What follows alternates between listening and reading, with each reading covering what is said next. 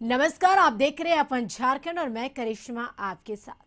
बात करेंगे धनबाद के जज उत्तम आनंद मौत मामले में झारखंड हाई कोर्ट में सुनवाई हुई। चीफ जस्टिस रवि रंजन और जस्टिस सुजीत नारायण प्रसाद की खंडपीठ ने इस मामले पर सुनवाई करते हुए सीबीआई के द्वारा दायर चार्जशीट पर नाराजगी जाहिर की और सीबीआई को फटकार लगाई। सुनवाई के दौरान जजों ने कहा कि सुनवाई से 2 दिन पहले बिना नोटिस और हड़बड़ी में चार्जशीट दायर की गई है। अदालत ने कहा कि अदालत को अंधेरे में रखते हुए स्टेरियोटाइप चार्जशीट दाखिल की गई है। चार्जशीट में हत्या की धारा 302 का कोई प्रमाण नहीं है।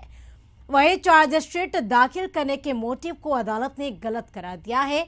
सीबीआई को फटकार लगाते हुए कोर्ट ने कहा कि सीबीआई बाबू की तरह काम कर रही है। वहीं कोर्ट ने इस मामले की अगली सुनवाई के दौरान सीबीआई निदेशक को अदालत ने समन जारी करते हुए वर्चुअल माध्यम से अदालत के समक्ष हाजिर होने का निर्देश दिया है।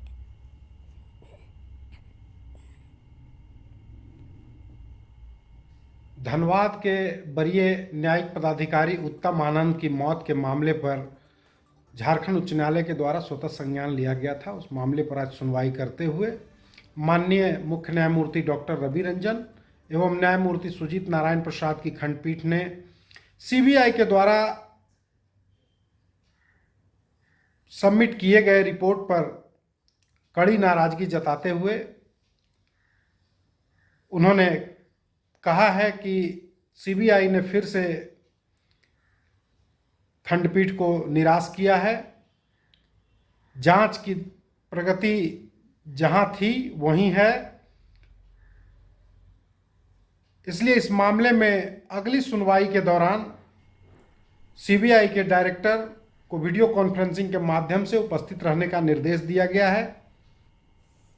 और इस खबर पे ज्यादा जानकारी के साथ हमारे साथ झारखंड न्यूज कोऑर्डिनेटर मनोज जी जुड़ चुके हैं लाइव चैट पे। मनोज जी, लगातार अगर बात की जाए तो धनबाद के जज उत्तम आनंद ये जो मौत मामले की है, लगातार जांच चल रही है और लगातार एक बार फिर से झारखंड हाई कोर्ट में इस मामले की सुनवाई हुई, जिसमें हाई कोर्ट ने सीबीआई को कड़ी फटकार लगाई है।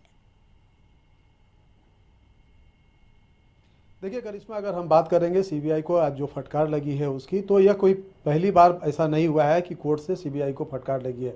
सीबीआई जिस तरीके से हाल के दिनों में कई मामलों को लेकर के जिस तरीके से काम करते रही है, उसके काम करने के तौर तरीके और खास करके कोर्ट में जो हलफनामा उनके द्वारा जो दायर किया जाता है उसको लेकर के जो उनका तौर तरीका है वो सही तरीका नहीं होता है और यही वजह है कि बार बार कोर्ट से उन्हें फटकार लगती है। और आज जो जज मौत मामले में भी जिस तरीके से चार्जशीट दाखिल की गई थी सीबीआई के द्वारा, तो चार्जशीट के दाखिल जो किया गया उसमें जिस तरीके से तथ्यों को रखा गया है वो सही तरीके से नहीं रखा है और कोर्ट ने उन्हीं सारी चीज़ों को बिंदुवार जो तरीके से जांचने के बाद उस पर चर्चा करने के बाद उन्हें फटकार लगाई है।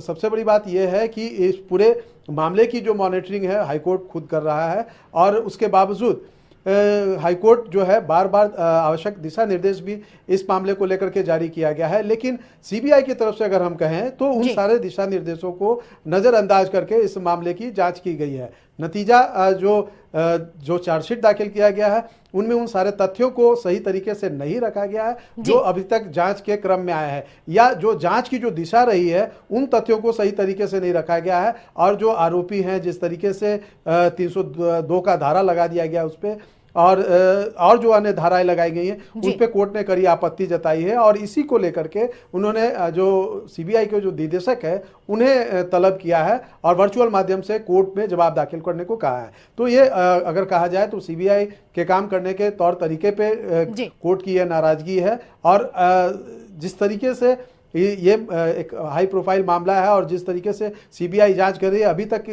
किसी ठोस नतीजे पे नहीं पहुंच पाई है। कोई तथ्यात्मक अगर कहा जाए तो कोई जांच में परिणाम सामने नहीं आए हैं। बिल्कुल, अगर देखा जाए मनोज जी, क्योंकि लगातार इस मामले की हर एंगल से जांच की जा रही है, क्योंकि इसके पहले एसआईटी का भी गठन किया गया, उसमें जांच उपरांत की गई। अगर बात करें तो उसके बाद सीबीआई को इस मामले की दी गई, सीबीआई के द्वारा भी हर एंगल से जांच की गई, लेकिन फिर भी कोई ठोस कदम जो है वो नहीं देखने को मिला। एक बार फिर से, हालांकि ये दूसरी बार है जब हाईकोर्ट ने सीबीआई को फटकार लगाई है। और अब क्या लगता है कि अब इस मामले के में अब सीबीआई क्या करेगी, इसके आगे क्या?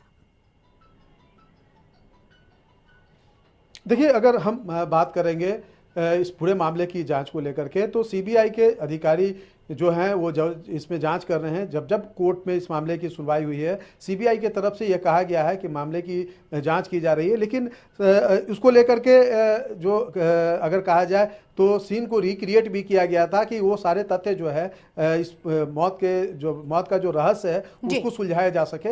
लेकिन सही मायने में अगर कहा जाए तो इन सारे तथ्यों को, इन सारे रहस्यों को सुलझाने में सीबीआई अभी तक कामयाब नहीं हुई है। और कोर्ट की नाराजगी भी इसी बात को लेकर के है कि जांच की दिशा और तरीका जो है वो सही नहीं है। अगर जांच की दिशा और तरीका सही होता तो अभी तक परिणाम सामने होता, और जज की मौत कैसे हुई है, किन वजहों से हुई है, और क्या ये एक दुर्घटना है या हत्या है, ये सारी चीजें स्पष्ट हो पाती। लेकिन ना तो कोई साइंटिफिक एविडेंस और ना ही कोई तथ्यात्मक सबूत जो है कोर्ट की तरफ से पेश किया गया। लेकिन जो चार्जशीट दाखिल किया गया है उसमें सीधे तौर पे आरोपी को 302 का तहत मामला दर्ज दिखाते हुए उनको आरोपी बनाया गया है। तो ये इन सारे चीजों को लेकर के कोर्ट ने नाराजगी जाहिर की है। चलिए, बिल्कुल मनोज जी, तमाम बातचीत के लिए आपका बेहद शुक्रिया।